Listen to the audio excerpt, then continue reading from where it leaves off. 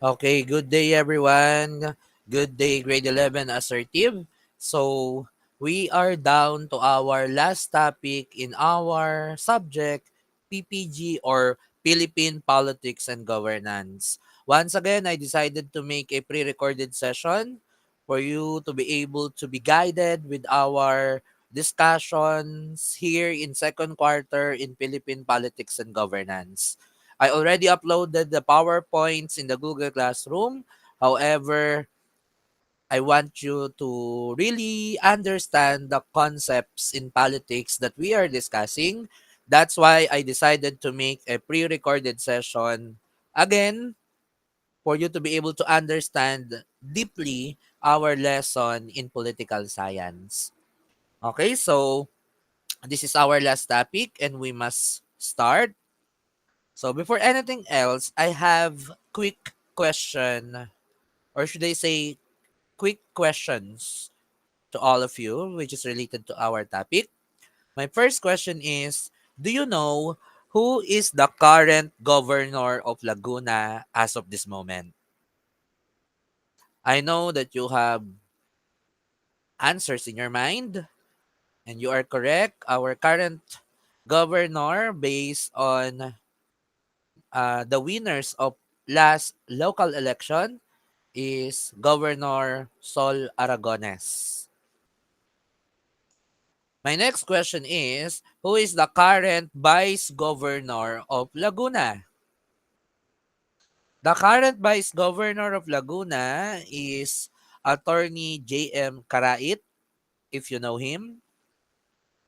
Next, who are the current board members of the Lone District of Santa Rosa? FYI, for the information of everyone, there are existing board members in each districts. Since Santa Rosa is an independent district, which we call Lone District, this city has its own board members. Sino sila? Do you know? If you don't know, I will introduce them to you. They are Bokal Jose Cartaño and Bokal or board member Gomez Arnel. They are the board members of the Lone District of Santa Rosa City. Next, who is the current mayor of City of Santa Rosa? I know that this is a very easy question. The current mayor of the City of Santa Rosa is no other than Arcelias Arlene.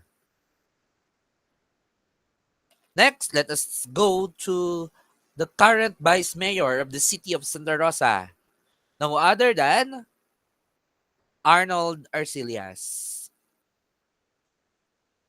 Let us proceed in this question. Who are the current city councilors of City of Santa Rosa? Mga konsehal ng bayan. Sino sila? Currently, they are the winners of the last local election. Councilor Jose B. Catindig Jr., Councilor Carmela Rosa Gonzalez Colmenar, Councilor Luisito B. Algabre, Councilor Mitor C. Sandanya, Councilor Maria Teresa C. Aala, Councilor Nino Marco R. Villanueva, Councilor Antonia T. Lasarna, Councilor Laudemar A. Carta, Councilor Eusebio C. Batitis Jr., Councilor Maria Janine Sidney R. Aala, Councilor Petronio C. Pactoriza, Councilor Manuel G. Alipon. There are 12 city councilors in every city or municipality all around the Philippines. Now, who are the current barangay chairman or who is the current barangay chairman of Don Jose or the barangay captain? Of course, no other than Honorable Ireneo L. Aala Jr. Who are the current barangay councilors of Don Jose or the konsehal ng barangay? Sila po ang current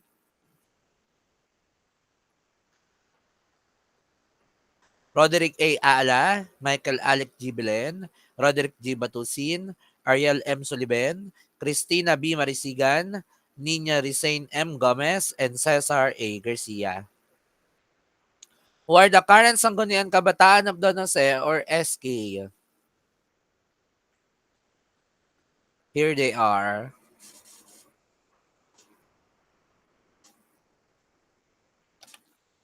Ayan, head by SK Chairman Lalaine Manto and the rest of the SK members of Barangay Don Jose. For today, through that introduction or springboard of the lesson, our topic for today is about local government and decentralization. As you see, all of my questions is about the current uh, officers or local government officers of the city of Santa Rosa going down to Barangay Don Jose. Our main topic today and the last topic in PPG, which is included in the second quarter exam, the local government and decentralization. What you can see in the picture is the City of Manila office, the local government of City of Manila. So let us define what is local government. Local government is a political subdivision of a nation or state which is considered by law and has substantial control of local affairs. According to Section 1 of Article 10 of the 1987 Constitution, because Article 10 is local government, it is the political subdivisions of the republic which contains the provinces, cities, municipalities, and barangays. So, ganito yan, class. Kapag ang usapan ay mga activities, ordinances, and officials from provinces, cities, municipalities, and barangays, they are belong to the local government or to the LGU, which means local government units. Next. Ang kapangyarihan o ang pagsasarili ng bawat local government ay tinatawag na local autonomy. Local autonomy pertains to the degree of self-determination exercised by a local government unit. According to Section 2 of the Article 10, the territorial and political subdivision shall enjoy local autonomy. So, ang bawat municipality at ang bawat city ay may kanya-kanya silang territory at jurisdiction over their borders or inside their territory. So, meron din silang independensya sa bawat isa na gumawa ng mga local ordinances o mga batas. Pero in the form of government that we are following right now, which is democratic, so kailangan, bagaman nag-e-exist ang mga local government, sumusunod pa rin ito sa national government ng ating bansa, which is the Philippines. So isinagawa pag matagal nang isinagawa ang existence ng mga local government unit per province, per city, per district, and per barangay. So ang tawag doon sa pagsabog ng kapangyarihan mula sa iisang gobyerno sa national government papunta sa local government, ang tawag sa ganon ay decentralization. If we're gonna define decentralization, it is the responsibility, resources, and authority of the central government that has been transferred to the lower government units in different areas and communities of a country. We all know that the national government cannot handle all the responsibility of governance to our whole country. Let us remember that we are a archipelagic country. We are divided by many islands. Therefore, it's so difficult to govern by the national government residing mainly in Luzon or in Metro Manila, which is the center of governance in our country. So, the power has been distributed to different small units or governments all over the country, which called local government unit, And that way of distributing the power is called decentralization. Before, at sa ibang bansa, meron silang tinatawag na centralization or centralized lahat ng power.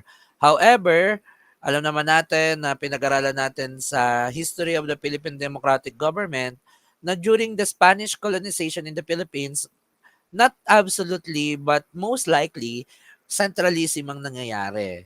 All the ordinance and the laws are coming from the Governor General, which the one who has the authority to govern us during the time.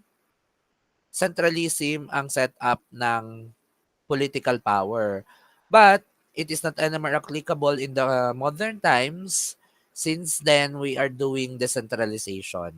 If we gotta define centralism, centralism is the principle or action of putting something under the control of one central place. And that's what happening before during the ancient times, during the Spanish colonization in the Philippines. If we gonna illustrate a centralized government of power and decentralized power of government, this is how it look likes. So medyo mahirap nga naman yung sa isa lang nanggagaling. Pero sa decentralization, binigyan ng lakas ang ibang mga lugar na pamunuan ng kanilang lugar. Kasi hindi naman talaga kakayanin ng responsibility of the central government or the national government only by themselves. Ayan. We all know that during the Spanish colonization, centralized ang government.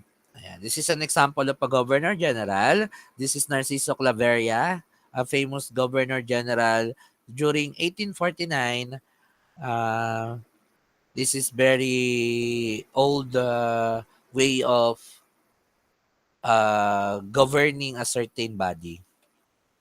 Then, nung nagkaroon tayo ng sariling presidente, ginawang decentralized ang power during the Philippine Revolutionary Government during the time of our first president, Emilio Aguinaldo. I know that you are hearing in the past years, there is a call or there is a petition and there is a survey of changing the constitution and changing the form of government of the Philippines. Many people proposing to change the democratic way of government to federalism. But it is not yet approved. We are still democratic. And federalism is a very good example of a absolute decentralized government. So when we say absolute, talagang sabog na sabog ang kapangyarihan. Talagang mayroong independence, full and absolute independence ang bawat lugar o ang bawat territory belonging to a country.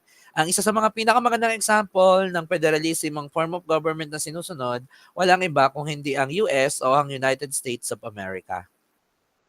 Since they are composed of states, binigyan nila ng kapangyarihan ng bawat estado na pamunuan ng bawat lugar at magkaroon ng local autonomy na magsarili at magkaroon ng sariling mga batas at magkaroon ng sariling mga polisiya, magkaroon ng sariling form of government, magkaroon ng sariling police power. Kaya when you go to US, iba-iba ang rules per state. Iba-iba rin ang batas per state.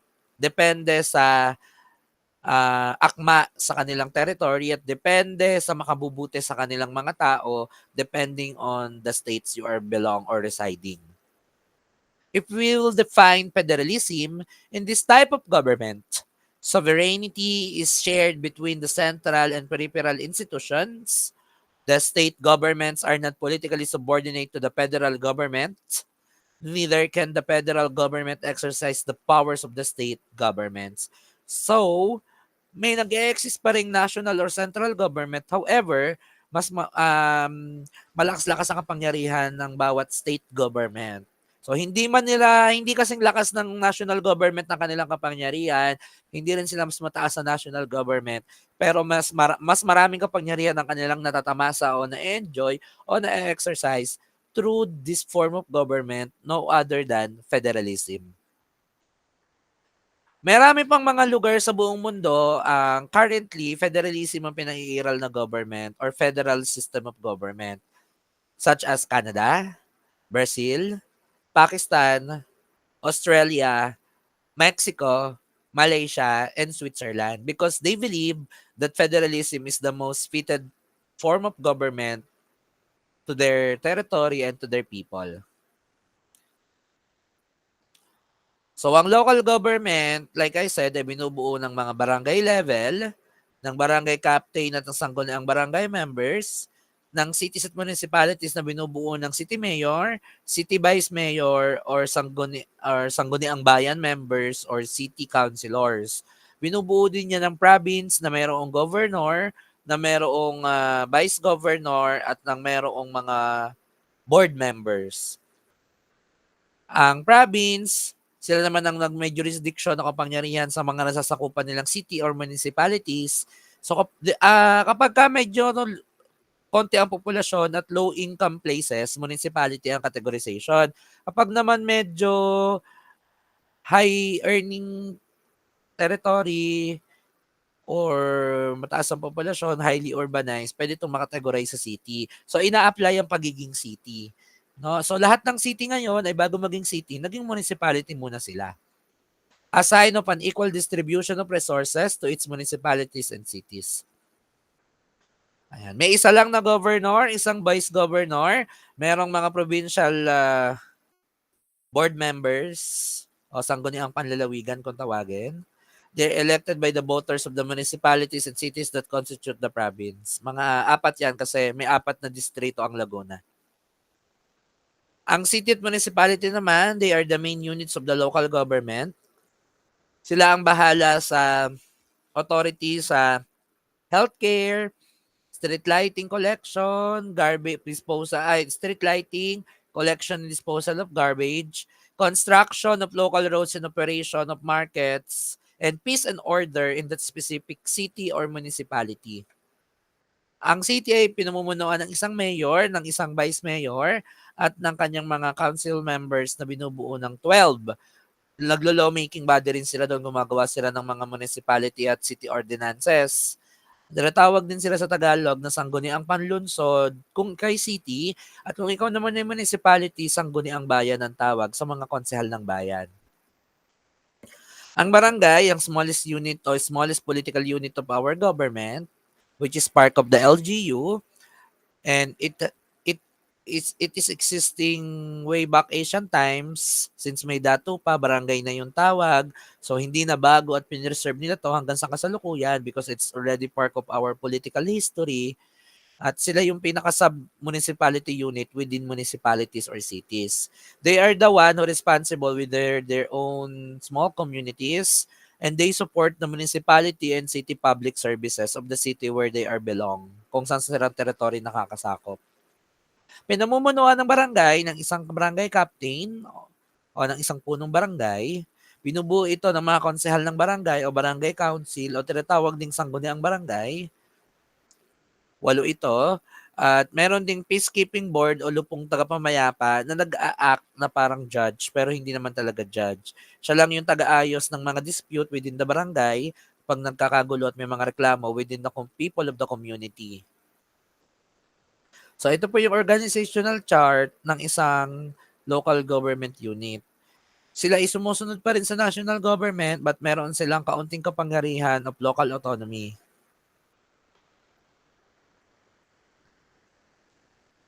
Ito po yung salary ng iba't ibang posisyon sa gobyerno per month. So, ang president ay mahigit 400,000. Ang vice president ay mahigit 300,000 per month. Excuse me. Ang Senate president ay mahigit 300,000 din. Ang House Speaker ay mahigit 300,000 din. Ang Senator ay mahigit 300,000 din per month. Ang mga district representatives o congressman, ganoon din, 300,000 mahigit. Ang isang mayor ay 200,000 mahigit ang sahod per month. Ang isang provincial governor ay ganoon din, 200,000 mahigit. Ang isang vice mayor ay 162,000 mahigit. Ang isang provincial vice governor ay ganoon din, katumbas niya. Ang vice mayor ng mga ng mga component cities o mas maliliit na mga city, mas maliit ng konti. Ang mga municipality mayor, 100 plus mahigit ang sweldo, mas malaki pag city mayor. Ang councilor ay ng city o municipality ay 54K to 144K. Depende kung municipality or city ka. Ang barangay captain naman ay 34,000 a month lang. O, di ba? Ang baba. Ang kano naman ng sweldo ng mga punong barangay, ayan, sa grade 15, sa ang barangay members o sa councilors, mababa lang. Barangay secretary tsaka barangay treasurer, mababa lang. Sa grade 10. Alam nyo ba na hindi binoboto ang isang barangay secretary at barangay treasurer pero sila po ay ina-appoint ng barangay captain. Tapos sila ay magiging member ng sangguniang barangay. Ano-ano ngayon ang function ng local government unit? May tinatawag pong legislative function. Ito yung isa-summarize ko na lang, basahin nyo na lang. Ito yung paggawa ng batas, enactment of ordinances, preparation of resolution ng bawat members of the sangguniang barangay o ng sangguniang panlalawigan o ng sangguniang bayan. Meron din pong executive function ng local government unit. When we say executive, alam naman natin na tagapagpatupad. So sila ang magpapatupad ng mga batas mula sa national government, ibababa sa local government. They are the one who execute or implement the laws of the land and ordinances or resolutions enacted by their respective legislative bodies. Ayan. Kung alam nyo, ang bawat cities, ang bawat municipality at ang bawat barangay, pwede sila magpatupad ng kanilang city ordinances, municipality ordinances, or barangay ordinances. Siyempre, ang sakop lang, hanggang saan lang sakop nito, kung hanggang lang ang sakop ng barangay nila. Halimbawa, ang pagpapatupad ng pagbabawal ng loud or noisy muffler, yung maingay na tambutso ng mga motor, lalo na kung malapit na ang bagong taon o New Year, pwede nilang gawin yan sa kanilang barangay. Pagbobotohan, ano yan? Ipupukpuk yan, pagbobotohan ng mga konsehal o ng mga councilors such as this. Pwede yan. At magkakaroon sila ng political power o kapangyarihan na kapag napukpok o na-approve na ang ordinansang ito, na ipatupad ito sa buong barangay o sa buong city.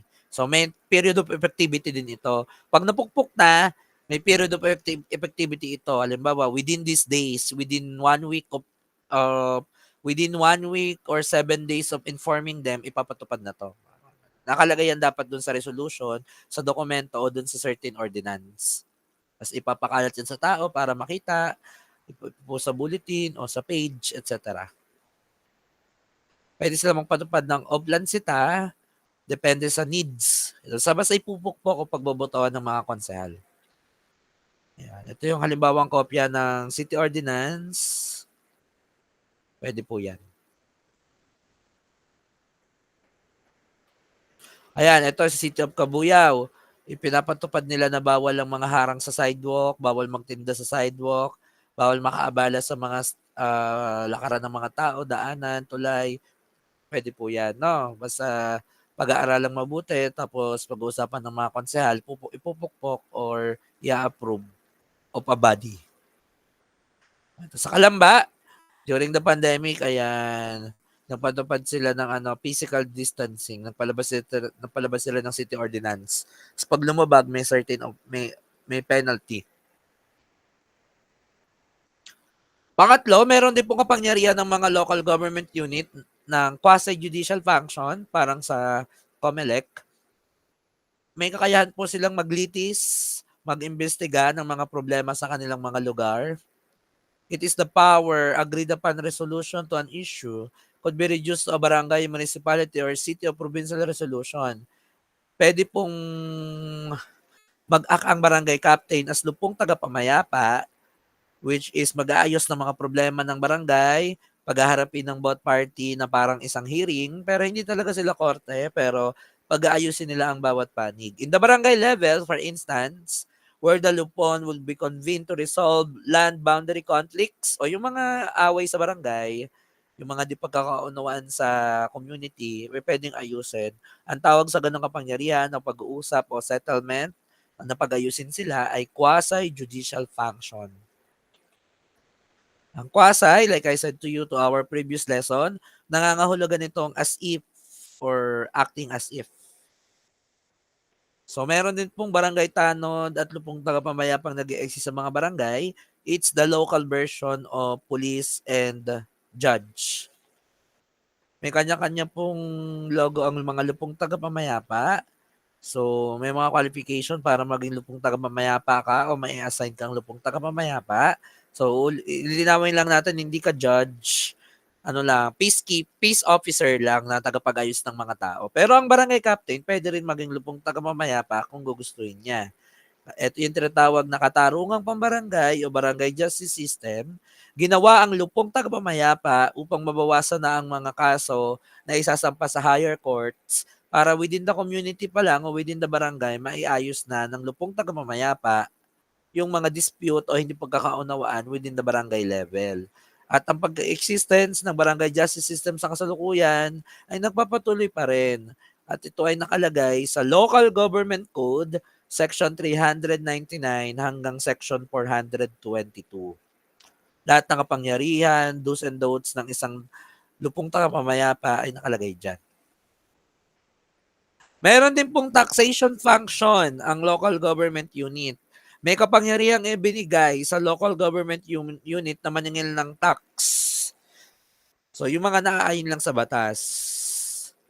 Ayan, kapag kami ginawang activity sa lugar, such as they can impose tax on sand and gravel extracted from the local quarry site or imposing tax on local businesses, yung mga barangay clearance, yung mga FIDON, doon yung napupunta no, sa tax.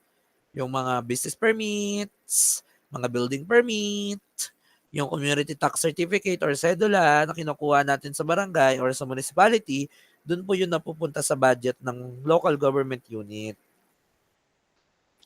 Yung mga barangay clearance na kinukuha natin, mga business permits, doon po yun napupunta for the operations of the barangay and operations of the municipality or city or specific local government unit where you get that certificate or permit.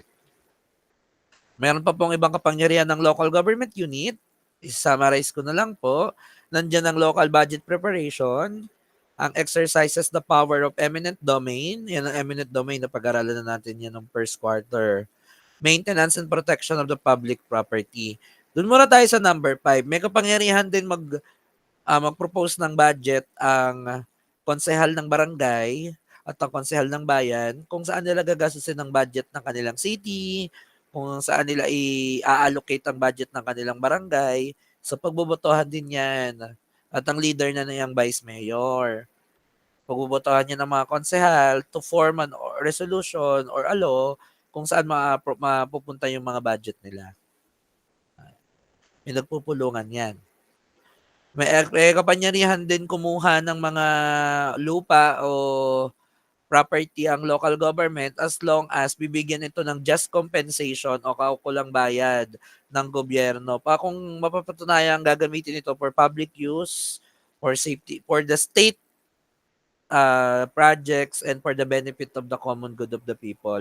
Ang mga halimbawa ng eminent domain o pagkuha ng kapangyarihan ng Estado na pwede nang i-exercise ng local government unit ay to take privately owned piece of land for road widening and the property owner must be compensated justifully. Yung tinatawag na just compensation. May kapangyarihan din po for maintenance and protection of public property. May kapangyarihan pong dapat pong responsibility rin ng barangay na i-maintain ang kanilang public markets, mga parke kung may mga local public park sila, mga plaza, government offices, barangay offices, and etc. Ito po yan, nagme-meeting sila. Medyo malabo lang yung picture na nakuha ko. Nagme-meeting yan, nagsisessions, pinag-uusapan yan, closed door yan, tapos ipupukpuk yan kung ano ang kanilang mapag-usapan. Sinusulat ng barangay secretary yung mga minutes of the meeting palaginan. Ito, na-discuss na natin to nung first quarter, ang eminent domain na yung kapangyarihan kumuha ng private property na i-convert sa public property or state-owned. Basta may just compensation o kaukulang bayad ang dating nagmamay-ari nito na isang private citizen. Ayan, this is an illustration of the eminent domain or the power of eminent domain. Ayan, na-discuss na natin yan noong nakaraan. At dapat po ay i-maintain ng local government unit ng mga offices na kanilang kinabibilangan dahil hindi po ito pagmamay-ari, hindi po pagmamay-ari ni Kapang Barangay, hindi po pagmamay-ari ng mga konsehalang barangay, hindi po pagmamay-ari ng mayor ang City Hall. Ito ay pagmamay-ari ng gobyerno. Saglit lang sila dyan, mawawala rin sila pag tapos na ang kanilang termino. May is responsibility at kapangyarihan din po ng local government unit na pangalagaan ng kanilang public markets. Yung kaayusan, yung mga renta-renta dyan sa pwesto, sa local government unit din yun napupunta. Ayan, ito yung City of Santa Rosa, sa bayan kung nakapunta na kayo. And the last part of this lesson, syempre, ang pinakamababang officials of the local government unit ay ang SK o ang Sangguniang Kabataan. Nakalagay sa Republic Act number 7160 na dapat pagtuunan ng youth empowerment ng local government. At ginawa nga ang Sangguniang Kabataan para makapag-participate ang mga youth sa barangay affairs at political affairs as early as youth. Pursuant to the Section 24 of the RA 7160, the Katipunan ng Kabataan shall be composed of all citizens of the Philippines actually residing in the barangay for at least 6 months. Pwede kang tumakbo as SK kung meron kang minimum residency sa barangay na tatakbuhan mo within 6 months, who are 15 but not more than 21 years of age, and who are duly registered as voters. So, 15 to 21, makakatakbo ka na. No? So, ito po, darating na naman po ang SK election. Pwede ka po, nabago na po ang batas na iyon na nabanggit natin kanina. Pwede ka pong bumoto sa SK kapag ka 15 to 30 years old ka. Ito na po yung revised o amended law. Kapag naman po, pwede kang tumakbo sa SK pag 18 to 24 years old ka. Binago na po, dati 15 to 21 lang. Ngayon, kapag ka 18 years old to 24 ka, pwede kang tumakbo as an SK. SK chairman or SK councilor. Mamimili ka. Ano ngayon ang kapangyarihan ng SK o ng Sangguniang Kabataan? According to Section 426, Powers and Functions of the Sangguniang Kabataan, the Sangguniang Kabataan shall A. Promulgate resolutions necessary to carry out the objectives of the youth in the barangay in accordance with the applicable provision of this code. Letter B. Initiate programs designed to enhance the social, political, economic, cultural, intellectual, moral, spiritual, and physical development of the members. Letter C. Hold fundraising activities, the proceeds of which shall be tax exempt and shall accrue to the general fund of the Sangguniang Kabataan. Provided, however, that in the appropriate thereof, the specific purpose which such activity has been held shall be first satisfied. Letter D. Create such bodies or committees as it may deem necessary to effectively carry out its programs and activities. Letter E. Submit annual and end-of-term reports to the Sangguniang Barangay of their projects and activities. So, syempre, may project proposal sila kung anong mga project ang gagawin nila within the community na nasasakupan nila. At the end, meron din itong mga financial reports. Dapat lahat lang daw ng project ng Sangguniang Kabataan ay para sa ikabubuti lang ng mga kabataan at para sa kabataan lang, hindi para sa mga personal na purposes. Letter F, consult and coordinate with all youth organizations in the barangay for policy formulation and program implementation. Pwede rin po yan. Kung may ibang youth organization sa barangay, pwede nilang suportahan yun at pwede silang makipag-coordinate. Hindi pa po nagtatapos dyan. Letter G, coordinate with the appropriate national agency for the implementation of youth development projects and programs at the national level. Pwede nilang suportahan yon. Kung may nag-e-exist na mga youth programs at national level, pwede nilang i-cascade yun o ibaba sa local level, i-apply sa barangay nila, at pwede nila yung isagawa sa kanilang barangay at suportahan at pondohan, yung pondo ng SK. Letter H, exercise such the powers and perform such over duties and functions as the sangguniang barangay may determine or delegate or as may be prescribed by the law or ordinance. So, mas malaki yung barangay, mas malaki yung budget ng SK. Mas malaki yung populasyon ng barangay, mas malaki yung budget ng SK. Ganun po yun, no? Do you want to be a member of Sangguniang Kabataan? Gusto niyo ba tumakbo? Ayan, naalala ko si Dehan dito. How much is the fund of the kabataan o sangguniang kabataan? 10% ng barangay's general fund. So kung mas malaki nga yung barangay, mas malaki din ang pondo ng barangay, mas malaki din ang magiging pondo ng SK. The general fund includes all the resources and the money the barangay has available to pay for expenditures. Actually, wala talagang sweldo ang SK pero may honorarium. Parang sweldo na din. On average, a barangay chairperson receives 7,900 per month. Mababa lang. Kasi hindi naman full-time job ang pagiging SK. Pwedeng magkaroon ka pa ng ibang trabaho, pwede kang estudyante rin. At ang isang barangay councilor ay 5,900. Ayun lang. Any questions? Kung may tanong, pag nakita na lang tayo. Thank you so much for listening. Have a nice day.